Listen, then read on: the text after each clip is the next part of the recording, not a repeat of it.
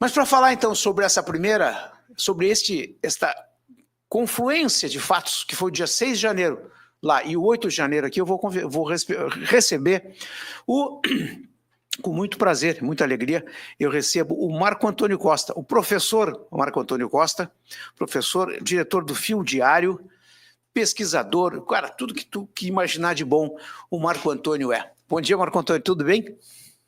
Bom dia, Glauco, tudo ótimo e você? Obrigado pelo elogio, imagina, eu estou aqui lutando para trabalhar como jornalista independente e tenho uma história na advocacia e na academia que, na verdade, hoje me envergonham bastante, né? Principalmente na academia. Mas bom dia para você, para sua audiência, um beijo no coração de todos. Estou aí à disposição para a gente bater um papo a respeito dos temas que você está falando aqui. Meu amigo, muito obrigado. Em primeiro lugar, fazer referência ao Fio Diário, que é uma corajosíssima e imperdível post, né, um jornal de web na internet e nas redes sociais, de modo geral, comandado pelo Marco Antônio, que é imperdível todos os dias. Então já fica a dica a partir das 10 horas, não é, Marco Antônio?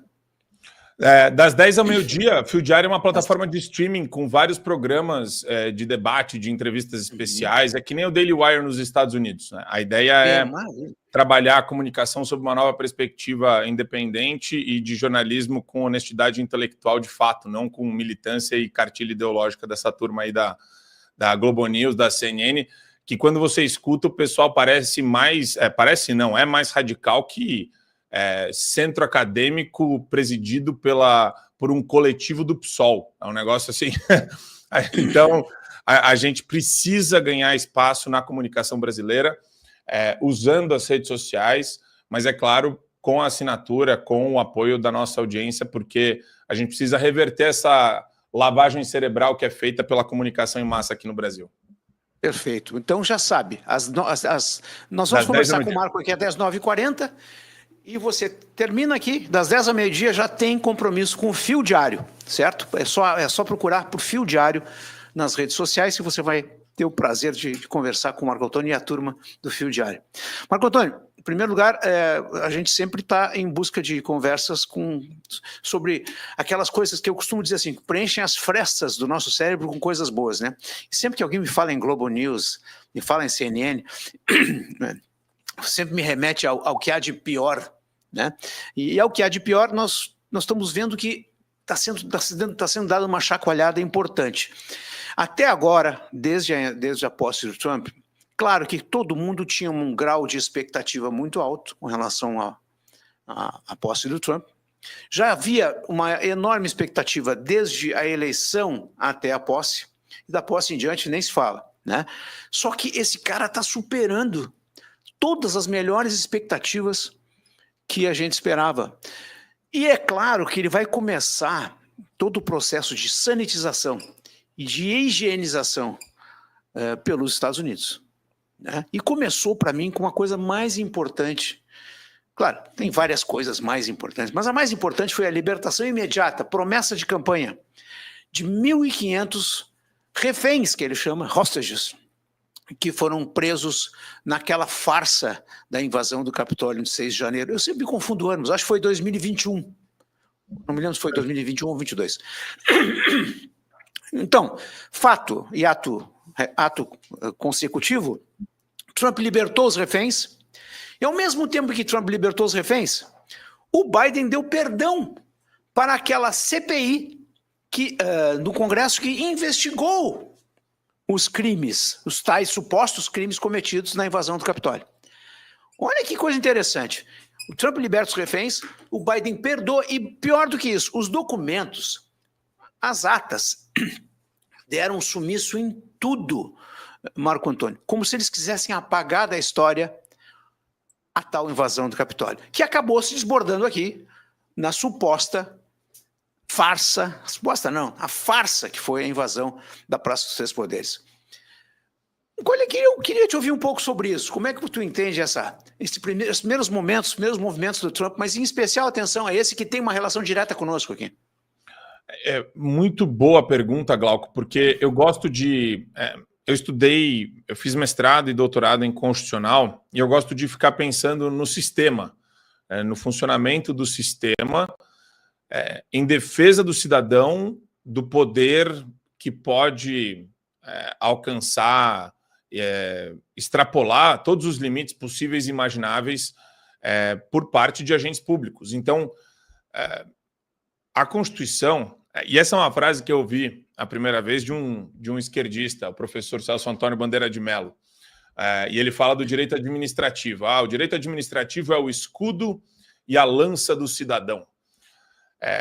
E, na verdade, é de um cinismo um cara de esquerda falar isso, porque, na verdade, eles fazem isso pela ótica do Estado.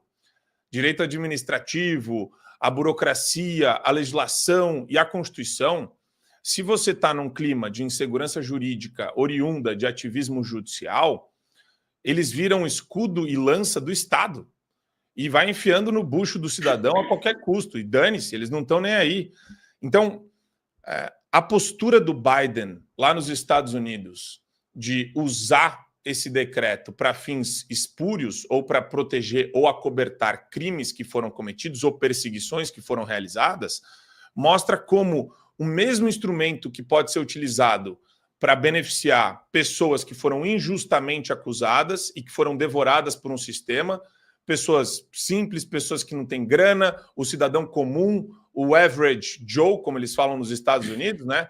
O homem médio, ou como que você queira chamar, a gente aqui no Brasil está olhando acontecer sistematicamente o oposto. Então, o direito virou uma arma do Estado contra o cidadão. E a lança não para de ser enfiada em nós, por todos os lados. Essa lança aí a gente vê a cooptação aqui no Brasil. E é importante lembrar disso, tá? O sistema aqui no Brasil é muito mais centralizador do que nos Estados Unidos. Então, internamente, o poder do presidente dos Estados Unidos, internamente, se olhar interna corporis, se olhar para o sistema dos 50 estados federados americanos e o poder que o Trump tem, na burocracia é menor do que aqui no Brasil. Aqui no Brasil, tudo é centralizado. Todas as discussões importantes acontecem no âmbito da União. Todas as discussões importantes acontecem no âmbito federal. Prefeito tem mutirão de prefeito todo ano. Olha que sintoma, que característica de um Estado altamente centralizador. Prefeito vai pedir dinheiro para presidente da República todo ano. Eles fazem mutirão para Brasília. É patético.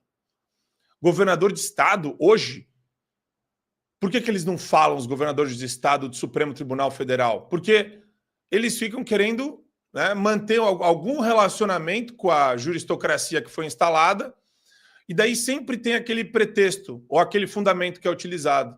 Não, eu não vou contra o Supremo porque o governo do Estado de São Paulo tem ações lá, então logo eu não posso gerar um problema porque senão afeta a minha gestão. Então, todo mundo está conectado pelas entranhas ou por motivos outros, né? A Brasília, está todo mundo vinculado a Brasília por motivos obscuros, motivos errados, e por isso fazem cálculo político sobre se vão ou não denunciar uma ditadura que aqui parece que não vai ter fim tão cedo. Diferentemente dos Estados Unidos. Por quê? Vamos pegar o precedente do Daniel Silveira. O precedente é claro. Daniel Silveira teve um decreto de graça personalíssimo de competência privativa do presidente da República que foi transformado em nada, em papel de pão, nem do jornal do dia anterior. Não significou absolutamente nada um decreto presidencial do Bolsonaro para o Daniel Silveira. Mais ainda, Daniel Silveira e todos os procedimentos a ele relacionados são completamente abusivos. Não tem previsão. Inclusive as restrições estabelecidas para vários, não só o Daniel Silveira, mas para vários perseguidos do 8 de janeiro aqui no Brasil, são completamente inventadas. É coisa que você vê em filme de julgamento soviético. Vamos julgar a turba. Não importa o que você fazia no 8 de janeiro. se nós pegamos a sua fotinho e você estava dentro da circunscrição territorial ali do limite da propriedade do Palácio do Planalto, você será perseguido, você será punido, 17 anos de cadeia. E mesmo quem não entrou, como Clériston, ainda levou e morreu. Levou uma série... O cara foi torturado na cadeia até morrer por Alexandre de Moraes. Então, existe uma diferença gritante aqui no Brasil. Porque se no dia seguinte, vamos supor, hipoteticamente, se no dia seguinte é uma eleição do Bolsonaro retoma a elegibilidade, por exemplo, ou algum sucessor dele que claramente se posiciona contra o Supremo Tribunal Federal, contra os desmandos e abusos, ele é eleito. Primeiro que eu já fico com dúvida da idoneidade e da rigidez do processo eleitoral daquele momento, tá? Então, de 2026, eu já vou olhar para o sistema e vou falar, opa, peraí, né? O sistema vai deixar? O sistema já fez tudo que está fora das 4 linhas que eles tanto falam, né? Não tem 4 linhas. O Supremo obliterou 4 linhas. Não existe 4 linhas mais aqui no Brasil. Daí você vê, ok, foi eleito. O que me garante que se no dia seguinte o presidente eleito, dia seguinte à posse, né? 2 de janeiro, presidente eleito vai lá, decreta anistia para todos os... graça, né, no caso, para todos os perseguidos, um grande indulto coletivo para todos os perseguidos do 8 de janeiro, Ala dos Santos e companhia. Vocês realmente acham que o Supremo vai deixar? Não, hoje não. Nem amanhã, nem depois de amanhã. O meia-culpa não existe. Quando você está lidando com um nego tarado, com gente maluca, com gente fora de si, com ubris, a ubris vai levar o cara a peitar você até o limite. Os caras peitaram o Elon Musk.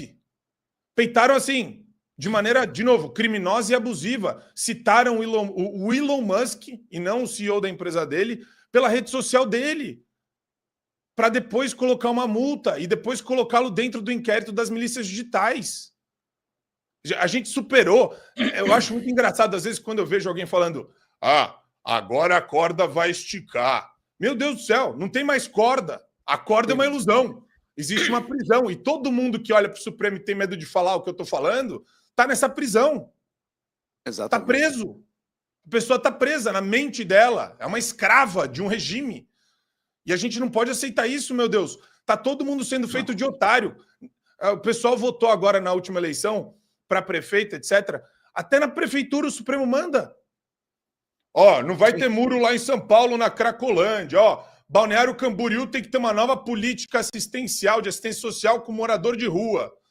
O Barroso está em Davos fazendo o que lá? Os editores da sociedade, segundo o Dias Toffoli, que para mim está com alguma engrenagem, tá faltando óleo ali, né? Enquanto nisso, para outros falta juízo, porque, Marco Antônio, eu só... Não é questão de discordar, não. Eu só tenho um grau de esperança sempre baseado em evidências, né? Para não ficar aquela coisa solta no espaço. O Donald Trump assumiu. Quando o Donald Trump, um pouquinho antes de assumir, o Justin Trudeau já pediu as contas lá. Uma mudança importante. O canal do Panamá é um dos assuntos que eu vou tratar hoje com a audiência. A questão do canal do Panamá. Por que toda a celeuma ao redor do canal do Panamá? E aí o Donald Trump foi a público e disse assim, o canal do Panamá é o seguinte, foi feito pelos Estados Unidos, ajudando o Panamá a se tornar um país independente da Colômbia, foi financiado pelos Estados Unidos, passa um tempo, quem está mandando o canal do Panamá é a China. Nós não vamos permitir. No momento que ele disse uma coisa dessas, o governo do Panamá está começando a chegar, para os chineses, vai dar um tempo. Então as coisas começam a acontecer por uma certa força, uma força estranha, que nem diria aquela música, né? Uma força estranha. Essa força estranha acabou de libertar os reféns do 6 de janeiro, mas ao mesmo tempo prometeu o seguinte, chega de segredos, no more secrets. Tanto é que está prevendo liberar na semana que vem os arquivos do John F. Fitzgerald Kennedy e do Martin Luther King. Ninguém imaginava que isso fosse ser possível. Assim como há tempo atrás aqui no nossa Pindorama do Macunaíma, ninguém imaginava que o Lula ia ser preso. E o cara foi preso. Depois a gente nunca imaginava que o Lula pudesse voltar a ser presidente. E o cara voltou a ser presidente. Tudo isso por más escolhas. Más escolhas. O que o país tem que parar de fazer é assistir mais o Fio Diário e desligar o Jornal Nacional. Sim. É uma questão de escolha. Sempre que a gente vai por uma escolha errada, ela deriva uma série de problemas futuros. Mas aí é interessante isso, Glauco, que você está trazendo, porque eu falo isso todos os dias. Se as pessoas querem sair da lavagem cerebral, elas têm que tirar dos consultórios, dos escritórios de advocacia, da TV que fica no mudo em todos os lugares, da lanchonete ao hospital. Tem que tirar a CNN. Ah, esteticamente a CNN é legal e tem grade, tem programação inteira? Sim, a gente não consegue competir com eles nesse quesito, né? Então as pessoas, até por uma questão inercial, né? Liga e deixa. Ah, tá passando o quê? Tá passando as notícias. Só que aquilo lá tem algum resquício de verdade, de honestidade intelectual. Um âncora lá, que nem o William Vac, tem um cara que você vê que é um jornalista sério. No máximo, Thais Heredia, sei lá, tem um pessoal que você vê aí, sim, ainda dá alguns pisam muito na bola. O resto é tudo militante maluco. Maluco. A menina que faz às 9 horas agora o Live CNN, o Silvio Almeida estava sendo acusado de assédio sexual e um monte de coisa. A mulher, ela simplesmente fez uma introdução do programa de defesa irrestrita, não da ampla defesa e do contraditório para ele ser investigado, mas da pessoa dele, da pessoa do Silvio Almeida. Assim, é coisa de louco. É uma coisa de maluco isso daí. Então, eu bato muito na tecla, né? Direita pobre... Isso não é só aqui, viu? Estados Unidos é a mesma coisa. 90% da imprensa é militante democrata, sim. E agora estão lá em estado de depressão. Mas os jornalistas independentes lá, eles têm mais fôlego porque existe maior apoio e afluxo de recursos financeiros para eles. Então, isso é verdade. Isso é verdade. Por exemplo, o Daily Wire lá é um canal muito forte. É um canal que tem 1.300.000 inscritos já, né? Assinantes, inclusive. Sem falar nas redes sociais, enfim, todo o trabalho que eles fazem. Isso permite que eles façam documentário, obras de ficção, que eles já lançaram algumas. Eles têm os direitos de imagem do Jordan Peterson, então eles produzem, o Jordan Peterson produz conteúdo pro Daily Wire, porque eles têm um contrato milionário assinado com o Daily Wire. Mas enquanto não tiver investidor na nossa comunicação para fazer frente à CNN, à Globo, a lavagem cerebral, a TV que está ligada na casinha, nos rincões do país, é Globo, é novela, Globo, novela. E a pessoa está lá vendo a militância do diretor e dos artistas da novela, falando que é branco, heterossexual, é tudo um inimigo da civilização, que tinha que ser extirpado, falando que o fascismo existe, falando em racismo estrutural o tempo todo, tudo propaganda ideológica para que a pessoa, depois que ela passa pela novela, pode até não gostar da novela, pode até não prestar tanta atenção na novela, mas ela sai com um chipzinho. Pô, tá certo, o discurso tá certo, essa é a postura correta. Quem faz esse discurso quando candidato? É turma do PSOL e do PT. Eu tenho que votar neles. Então eu vou votar neles. São mais descolados. E falam que a pessoa viu na novela. É tudo um processo meio mimético de imitação do que você escuta sem o filtro crítico de analisar o que de fato está acontecendo na semiótica. E a maldade é essa. A imprensa, a TV que está no mudo no hospital, já está mandando um monte de mensagem para as pessoas que elas, às vezes, não se tocam, porque elas não estão ali estudando a informação que está sendo fornecida. Elas estão simplesmente olhando para um GC que já é enviesado. E no GC está lá, os golpistas do 8 de janeiro foram devidamente punidos por Alexandre de Moraes. Essa é a ideia que o GC passa. E a pessoa vai absorvendo aquilo aos poucos. Depois, por isso que a gente fala, desconfie desse pessoal. Não dê credibilidade a essas pessoas, porque elas nunca foram merecedoras da sua credibilidade. O fato de ter um estúdio ultra bem montado não quer dizer que a competência também é na apuração de fatos. Pelo contrário. Claro que não. Não, talvez até no contrário, talvez exatamente pelo contrário. Porque, Marco, tu falaste um negócio muito interessante no início ali, né? Do governador ter rabo preso, né? Olha, eu não vou fazer tal reclamação junto à Corte Suprema, porque o Estado de São Paulo possui demandas junto à Corte e tal. Isso não se chama rabo preso. Isso aí chama-se eu vou lá e prendo o meu rabo. Eu mesmo. Nosso meio político, jornalístico e empresarial, tu não precisa muitas vezes que ele próprio prende o seu rabo de um modo quase que inercial, sem a menor necessidade. Nós precisamos ajudar as pessoas a despregarem os seus rabos, que elas mesmas criam. Por exemplo, vamos dar um caso específico aqui. A cultura. A Lei Rouanet. Para que serve a Lei Rouanet? Todo mundo pensa, para promover a cultura. Não. A Lei Rouanet é um mecanismo de forja cultural da cidadania. Eu prestigio o Caetano Veloso porque ele fala bem do PT, fala bem do PSOL, fala bem da esquerda. Então é por isso que o dinheiro vai para essa gente. O dinheiro vai para os amigos do reino. E os amigos do reino ajudam no emolduramento do discurso do rei. E foi assim desde o tempo do imperador romano, Caio Augusto, que começou com esse negócio, junto com um cara chamado Mecenas. Sim. E daí veio o nome mecenato. Tudo no sentido de criar o rabo preso, que é, inclusive, há um tempo atrás tinha uma campanha da Folha de São Paulo que dizia: Folha, de rabo preso com o leitor. Passa o tempo e a Folha desprega o rabo do leitor e prega o rabo no establishment, ou prega o rabo na esquerda.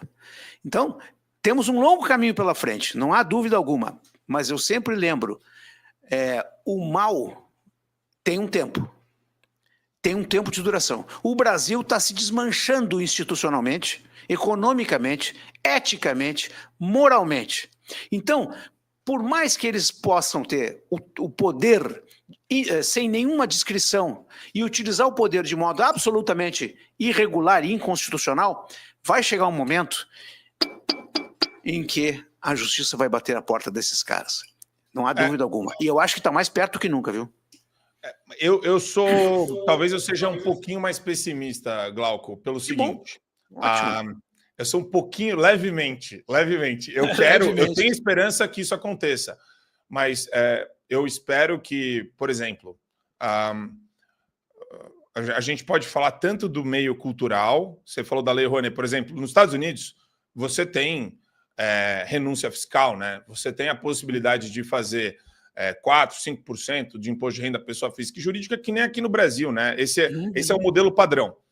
Aí você coloca na Lei Rouanet os requisitos para você conseguir financiar as obras, né, por parte do meio empresarial, ou de empresários, ou da iniciativa privada, usando também da renúncia fiscal. Até aí, tudo bem.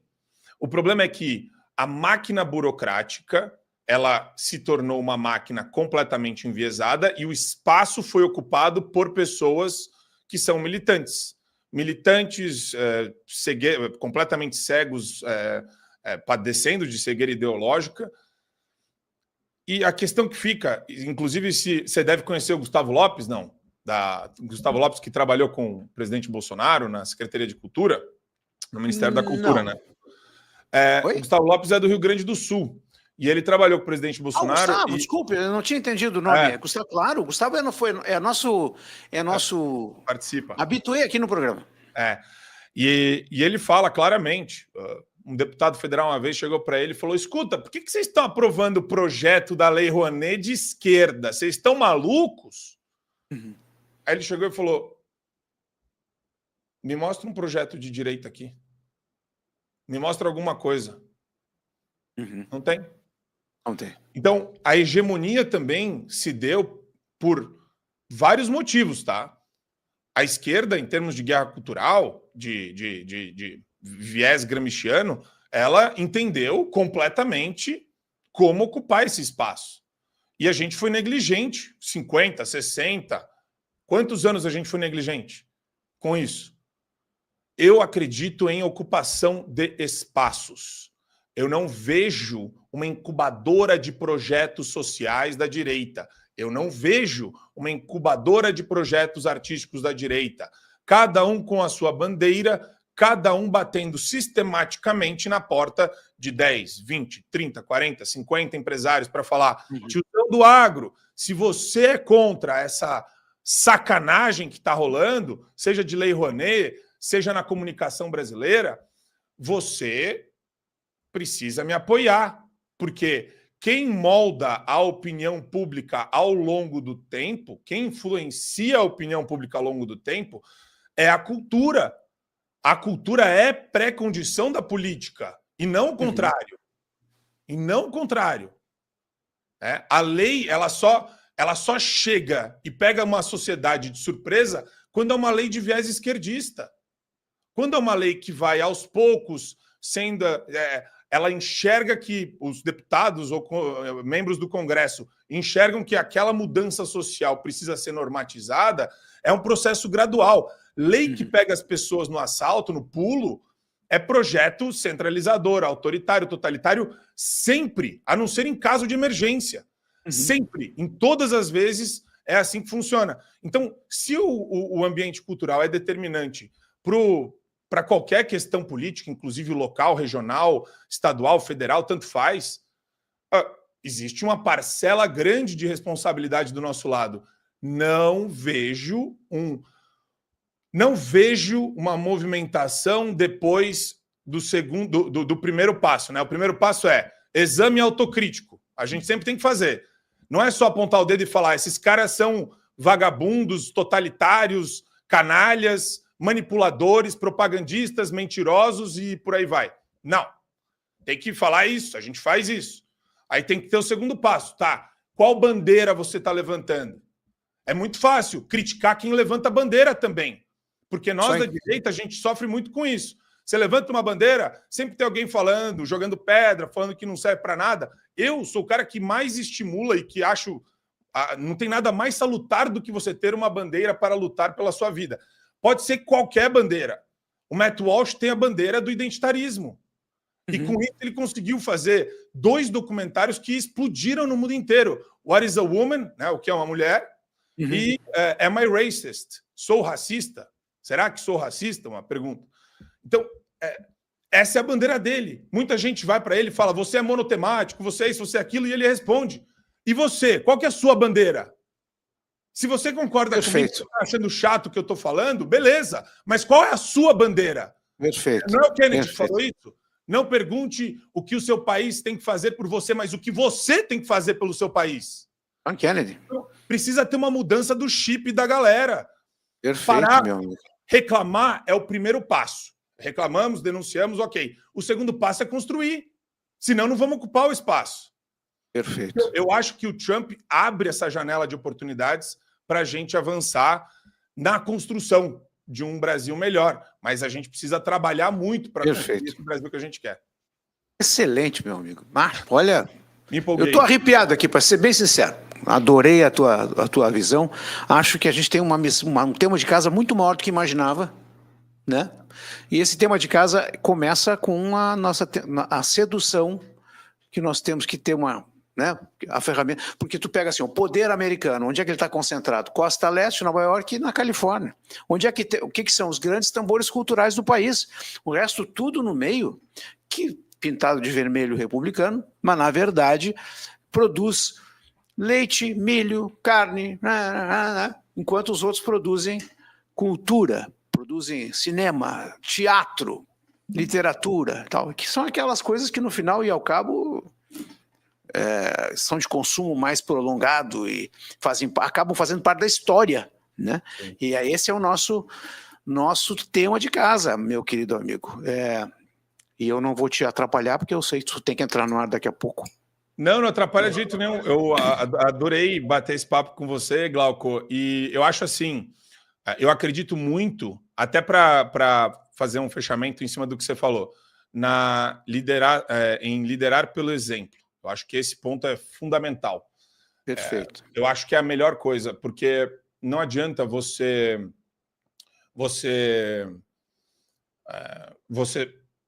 eu acredito muito em quem fala, em quem denuncia, em quem usa o poder, às vezes, que tem para influenciar as pessoas em prol das denúncias de que estamos num regime de exceção.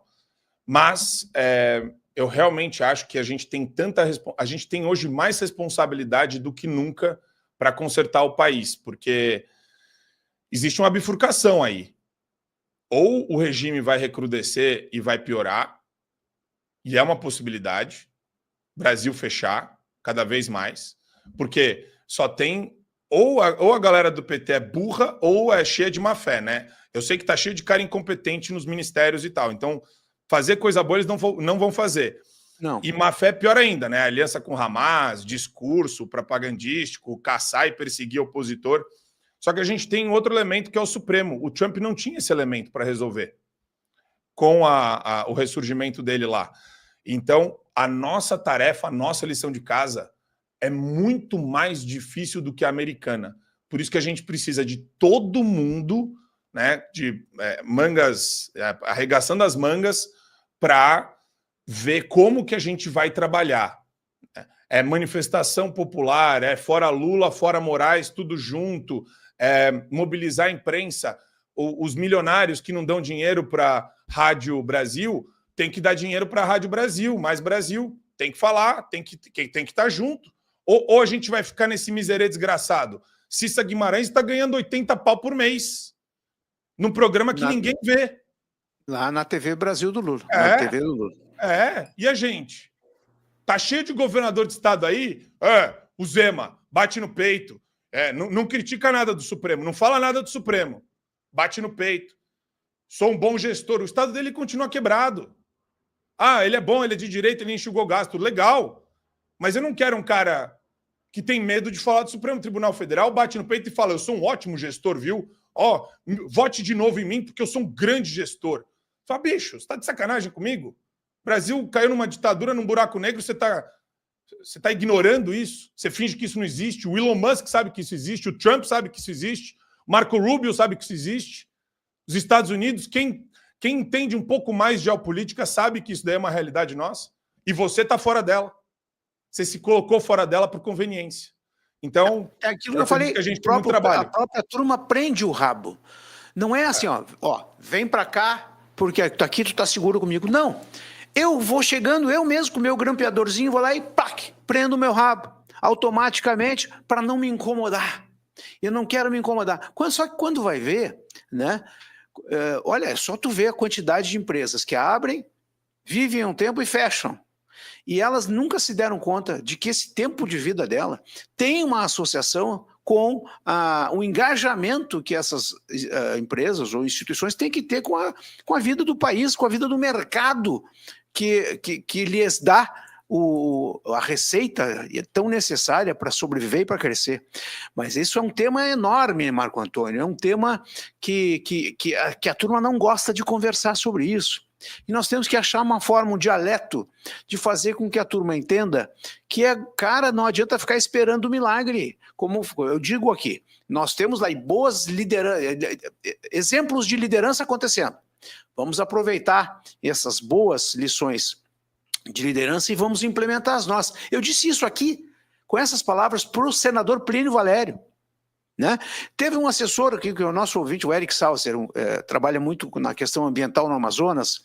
Eu disse assim, por que ninguém está criando a COP do B? Pô, nós vamos ter uma COP que vai ser um tambor de lacração internacional para essa agenda climática fraudulenta, só que ninguém está fazendo uma COP 2. Uma COP diz, olha, lá eles estão fazendo nhenhenhen, nós vamos falar a verdade aqui. É como se estivesse falando sozinho. Sabe? Às vezes a gente tem a impressão que por mais que tenha lá 30, 20 mil pessoas conosco ao mesmo tempo, ou mais, às vezes a gente tem a impressão de que está falando sozinho. Mas vamos continuar falando, né, Marco Antônio? Exato, nós não temos prazer, Glauco. Tem muita coisa para a gente falar ainda e, fiquei super feliz de ser convidado para falar com a sua audiência, com você. Obrigado. O prazer foi todo meu e da nossa audiência aqui, meu amigo. E também no Fio Diário, portas sempre abertas. Brigadão, Glauco. Fiquemos em contato. Longa vida e próspera a ti, né? E para o alto e avante. Não é isso? Amém. Como diz o Superman. Um grande abraço. Abraço. Tchau.